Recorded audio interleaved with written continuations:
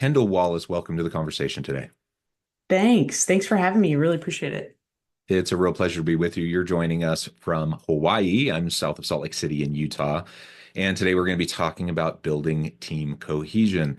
I really appreciate you taking the time. I know it's either bright and early or dark and early there in It Hawaii because it's a morning here in Salt Lake. yeah, dark and early with my cup of coffee. Yep, that is Yeah. correct. Well, good. I really appreciate it. We've been prepping for this for a long time, and we finally have the chance to sit down and chat with each other. Hmm. And first, I just have to say the times I've been able to visit Hawaii have just been completely lovely. Yeah. The last time my family was able to stay on the Ko'olina side for about a month while I was working at the University of Hawaii on the other side, and I would kind Hmm. of commute back and forth, and it was just completely lovely, and Yeah. we just had such a great time. My family pretty much lived at the beach while I went into the university and worked. Um, Yeah. I was gonna say, I bet that you must have had littles there we because did, yes. Colina is great for no waves, like safe. Uh-huh. Yeah, yeah. Yeah, it was great.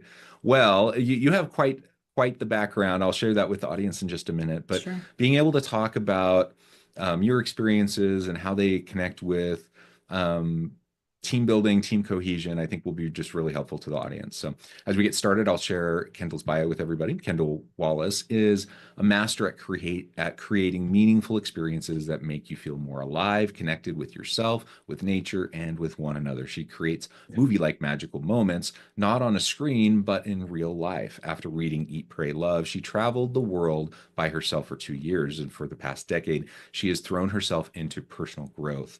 She went from waitressing to creating a thriving career in tech at Meta before abruptly it came to an end. Now she designs bucket list corporate offsites that not only create magical experiences, but also create safety and honesty in the workplace, having helped over 1,000 people across 75 groups in improving communication, uncovering blind spots, minimizing recovery time between breakdowns, defining work life balance, and making decisions more in alignment with what moves them in order to become highly effective communicators and happier people.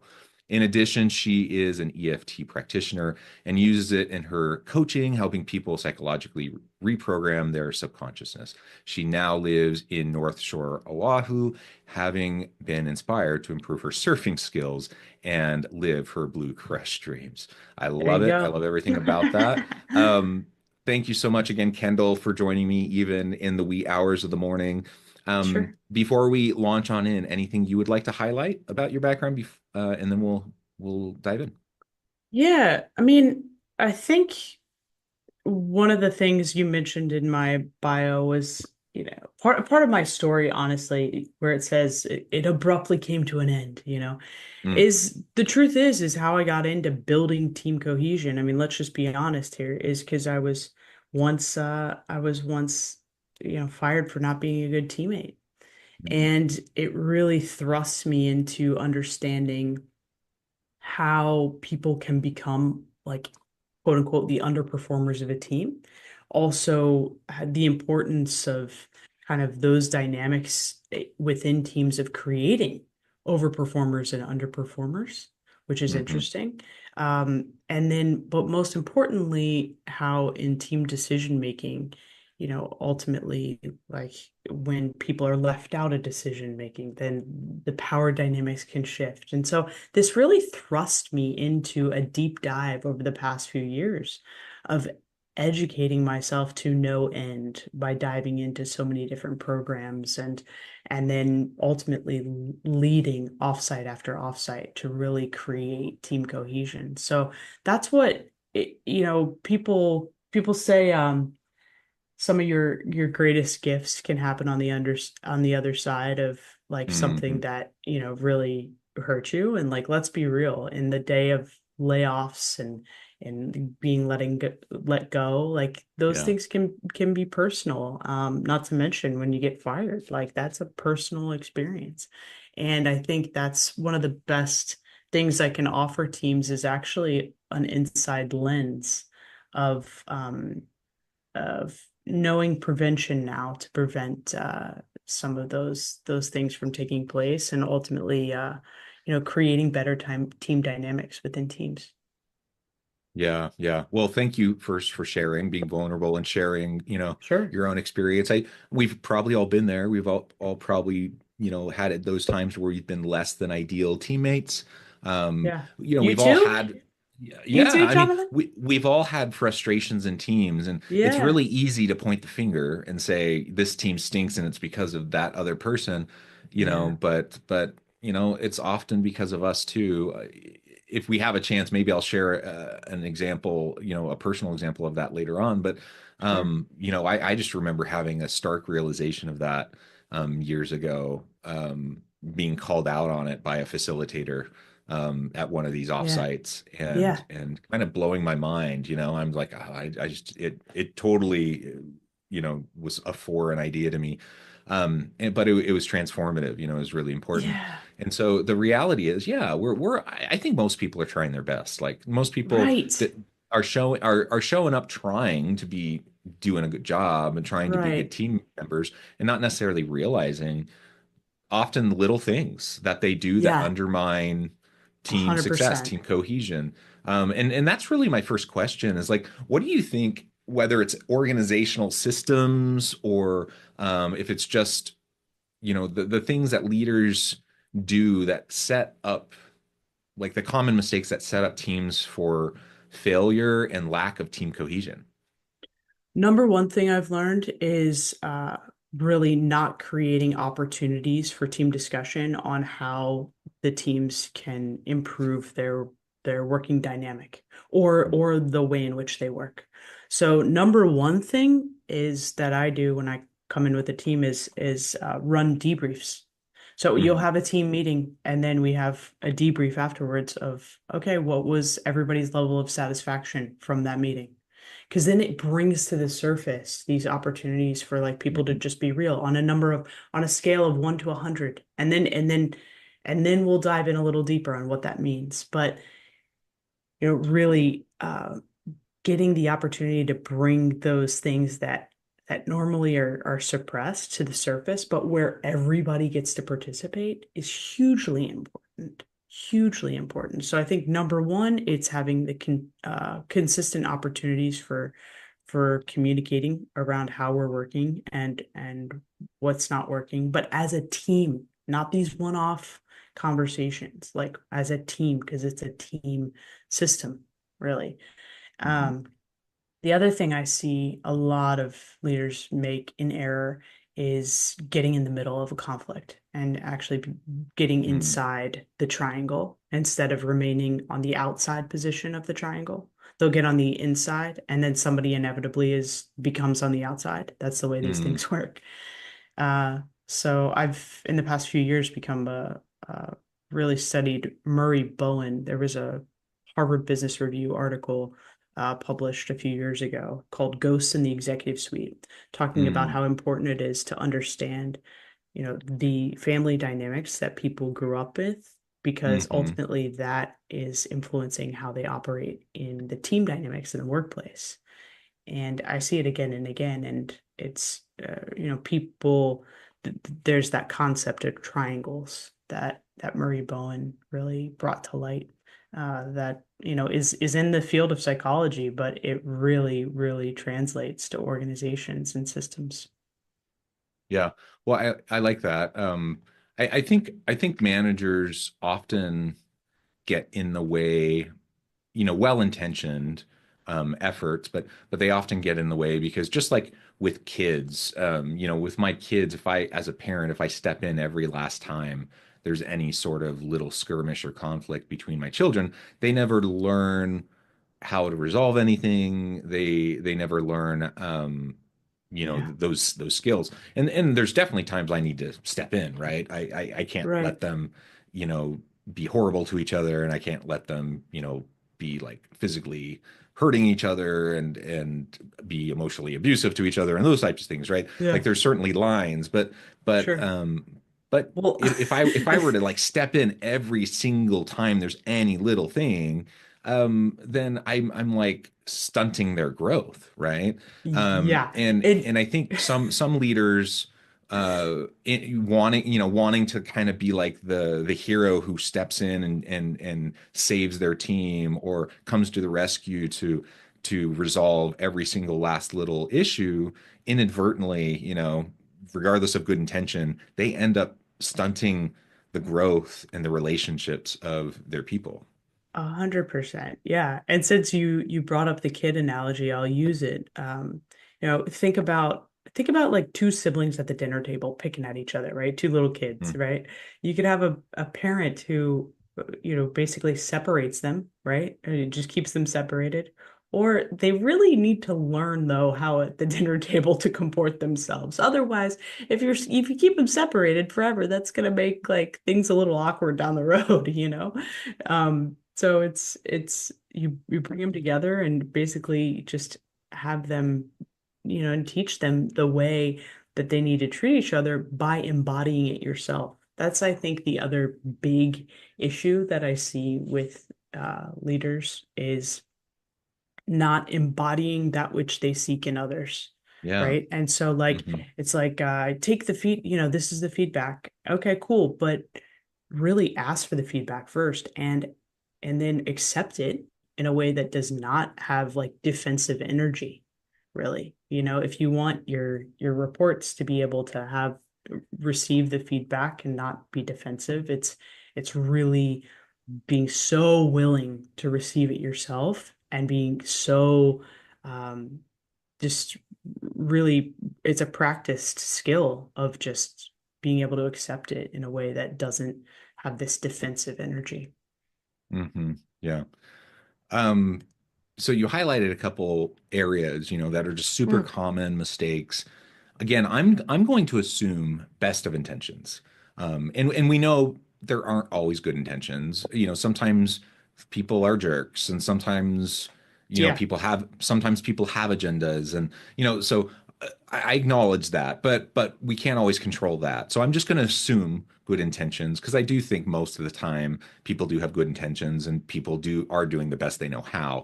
Um, I and agree. and and so let's assume that, and if we're moving forward with that assumption, then that gives us some power over how we respond and how we interact within that dynamic. And you gave us some good understanding around some of those types of things that typically can short circuit it and break it down. If we're aware of that, then we can counteract that. We can Yeah, try to make sure that those things aren't happening, whether it's us causing it or we see it in other team members, and we can kind of step in to facilitate conversation and stop that from happening, or whatever the case may be. um, you mentioned the facilitation piece, mm, and maybe that brings up, it's a good time for me to share this offsite example that I had.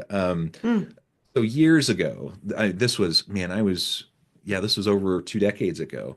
I was starting my master's program, and it was one of these hmm, programs where it was cohort based. I was going to be working in teams in pretty yeah, much every class, and so they put us in teams, and I was going to be working with the same team in every hmm, class for 2 years, on right, projects. And so they wanted us to bond and to be able to get to know each other and figure out how to work together. And so we did this offsite like ropes course and all this yeah, stuff like the week before the first semester started of our first year. And I'd done these types of things before, and so they're kind of fun, and we got there and started going through everything, and we're all having a good time. And I'm a good student, and I'm a hard worker, and I'm yeah, always thinking, I'm thinking, yeah, this is going to be awesome. I can't wait for this program. But I think back to my undergrad days, and I think to all of those team projects that I did as a student that were crummy. And a lot of students don't like team yeah, projects. They're kind of they stink. And a lot of times people are like, people aren't pulling their weight, people aren't, doing what they're supposed to do, blah, blah, blah. All yeah, the common concerns, right? And so in the back of my mind, that's what I have going on. I'm like, I hope I don't get saddled with some crappy team for 2 years and I have to like pull them along, drag them along with me, and like do way more than my share. And that's what I'm thinking in the back of my head. But we go through the day and it seems like they're all great and I'm gonna have a great team and everything. And we're going from activity to activity. At some point it starts raining. And so we're not able to do at that point, we're not able to do some of the higher ropey type things like, some Uh-huh. of the stuff where Yeah. we're strapped in and whatever. So Sure. we're just doing some lower stuff. And Yeah, at one yeah. point we're doing this thing where it's like I don't know how to describe it exactly, but it's like a V. So there's a Mm-hmm. tree and then there's a V and there's stakes. I don't know if you can Okay. visualize that or if you've ever Okay. done this. Yeah, But so I can visualize it. two people get up and then they lean in and put their hands together and then they try to step out and the further they walk out, the further they lean in because the V goes out and so their Oh, feet go okay. farther out and they're leaning farther and further in. Does that make sense? Sure. Yep. Um, and and so the first pair for my team gets up and they lean in and they start to take a couple steps out and they fall. And the whole point of this is to communicate and to Yeah. rely on each other and to balance and you lean and you try to get as far as you can down this Yeah. V. They get a couple steps, they fall. They get another Yeah. chance, they maybe get one more step, they fall. And the whole time I'm watching this and I'm like, attuned to what they're doing and I'm like, oh, I can see what they're doing wrong. And the next pair gets up and they do the same thing. They maybe get one step further. And the whole time in my head, I'm thinking, oh, that they're I can see what they're doing wrong. I'm going to be able to do this better. And I'm competitive. And so the whole time I'm just thinking, oh, I'm gonna impress them with how good I am, and I'm gonna get like super far. Okay. And then it's my turn, and I get up with my partner, and we get Right. up there. And as soon as we get up there, we start to lean, and I'm like, this guy wasn't even paying attention. I'm like frustrated. I'm like, Uh-huh. what was he doing? He Uh-huh. wasn't even paying attention to these guys. And so Uh-huh. he's not like leaning. He's not like doing what he's supposed to be doing. Uh-huh. He's clearly not taking it seriously like I am. And we like take it one step and we fall, like literally one step. And I'm like, Okay. oh, but I'm trying to be diplomatic and I don't let it show on my face, but inside I'm just like super annoyed at this guy. Uh-huh. And we get back up, we get a second try, You do and get this another time, chance. Okay. yeah, we get another chance, and we get back up, and we start to lean again, and he's still not kind of doing it. So I'm trying to like counteract what he's doing, and I'm trying to make up for it. And again, we take like one step and we fall. Uh-huh. And I'm frustrated, but whatever. And the activity's over, and we all sit down, and the facilitator sits us down, and we do a debrief. So you mentioned Uh-huh. the debrief and how Yep. important that is. Critical. Super critical. Absolutely critical. If we had not have done that debrief, I would have just walked away being annoyed, and A I would hundred not percent. not have learned anything. But Yeah. we go to that debrief, and he just kind of looks at me, and he's like, okay, so what did we learn? And people say some things, and Uh-huh. they're all kind of the typical types of things you would say about how we need to rely on each other and trust each other, and we need to communicate and blah blah blah, all the typical things, right? And then Uh-huh. he kind of looks at me and he says, so what was wrong with that pair? Why couldn't they do it? Like, why couldn't they even go one step? And the whole time I'm thinking, well, I know exactly why. It's because my partner wasn't paying attention. He had no idea what to do, and he wasn't doing what he Right. needed to. So That's what I'm thinking immediately scapegoating. Yep. immediately, right? Uh-huh. But I didn't say anything, and I'm just waiting, Oh yeah. See that and and it okay, so just real quick, yeah, but isn't it interesting how in this scenario, right, you're still part of the system, still, right, you're not saying anything. You're not a vocal member, right? But there's still a mhm. lot happening, right? Oh yeah, tons So in my head. so it's just so interesting how people think, "Oh, I'm not going to say anything." Like that's the safe place. No. Mhm. You're still like very deep in it. That is your role. Absolutely. Sorry to interrupt. Yeah, but go No, ahead. absolutely, absolutely. And I have all this narrative going on in my head, right? Yeah. Um, anyway, so he finally points at me and he's like, it's John's fault. And I'm just like taken Ooh. back and I'm like, what? I'm like Yeah. literally dumbfounded by it. And Yeah. and he's just telling it straight.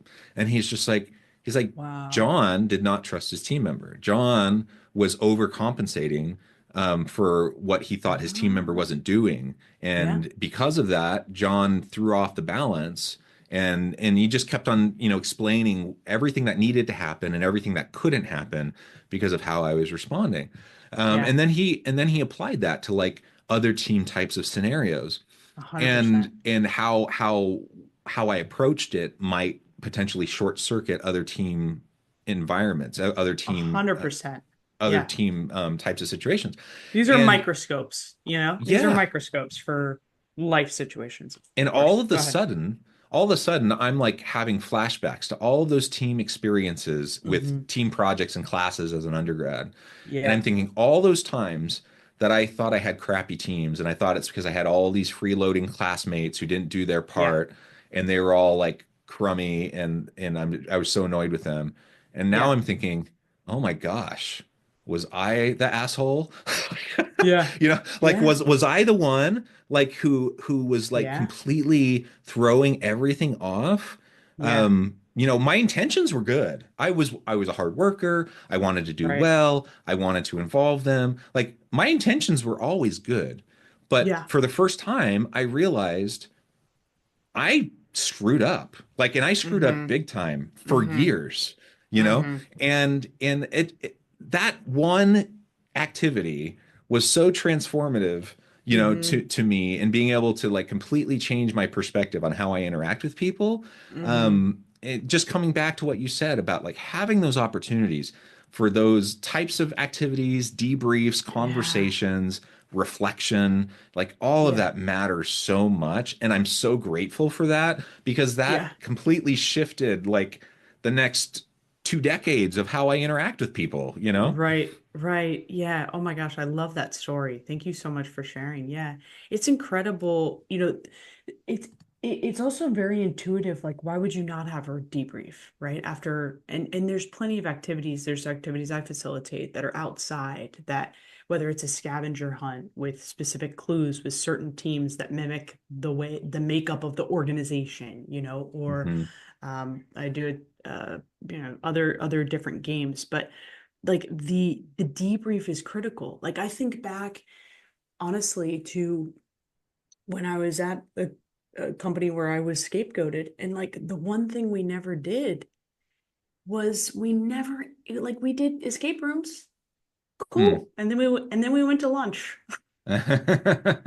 Like we like that was our team bonding, but there were never ever any investments made or any conversations about influencing how we work together. And I think it was such a missing. And now that I Yeah. do that with teams, like it's so critical to have those moments of aha and being able to then like bring to the surface. I think about too, there was a team I was um yeah, really I was a part of actually not too long ago with an exercise with other executive coaches, and it was really interesting because you could tell there was one person who was just used to being literally the leader of every single team. And we're a group of leaders, but she was just so used to being the leader. And it was so interesting because for all of us, the tonality of kind of the it's my way or the highway Hmm. really started to grind our gears throughout the meeting. But thank God we had a debrief at the end of it where we could bring that up, and or even I think we even addressed partially in the meeting, but then at the end it was like it was a real moment of it was a really moment of feedback, but also done vulnerably. And feedback is vulnerable when it's Yeah. done with from the heart for the benefit of the other. And I remember saying, in really really straightforward. I said, listen, you have the capability to be an extraordinary leader, but your tonality is making me want to not do anything you say. Hmm. It had to be that blunt. It was like it is really going against your leadership. And that was just such a beautiful moment because it also then we left that where she really benefited. And my goodness, the next meetings, the next week, it was all so much better. And it comes down to, all of this comes down to a certain set of behaviors. It's like, what does the video camera see when it attends a meeting or whatever. It boils down people being perceived as dominating or know-it-alls or whatever, or just assholes, it boils down to a certain set of behaviors and what behaviors need to be addressed. Yeah, I love it. I love it. And I think that I was that same guy, right? Like Yeah, as yeah. the person you were just describing. And we you need we've that all blunt been there. feedback. You need Yeah, that blunt feedback. totally. Well, And people brave enough to share it, yeah. and the safety to not like have any retribution if we're sharing it, you know, that it's not going to come back and bite them in the ass. And I bet she was so appreciative of it. So appreciative, At least so a appreciative. secure person, like a A mature, hundred secure percent, person will be a so hundred percent, appreciative of getting that feedback. 100%. Yeah, yeah, Yeah. Well, this has just been such a great conversation, Kendall. I note the time. I'm going to thanks. need to let you go. Yeah, But before we wrap things up for today, I just wanted to give you a chance to share with the audience how they can connect with you, find out more about your work, and then give sure us the thing. final word for today. Yeah, so the company is Executive Offsites, and so you can reach me on Instagram. It's Kendall Wallace 123, two L's in my first and last name, and or on LinkedIn as well, Kendall Wallace, with an Executive Offsites. The big thing I can offer to your listeners is if they're looking for some tools or exercises or ways of thinking about constructing either offsites or days or even debriefs of meetings to try and create connection. I actually have a playbook that I give out for Mm, free, that I'd happily give your listeners. So just feel free to DM me. Um, you can DM me playbook plus Westover, and I'll send it over to any listeners who would like it. wonderful. Thank you so Yeah, much, Kendall. It's been a real yeah. pleasure. I encourage the audience to Likewise. reach out, to get connected, find out more about what Kendall can do for you. And as always, I hope everyone can stay healthy and safe, that you can find meaning and purpose at work each and every day. And I hope you all have a great week.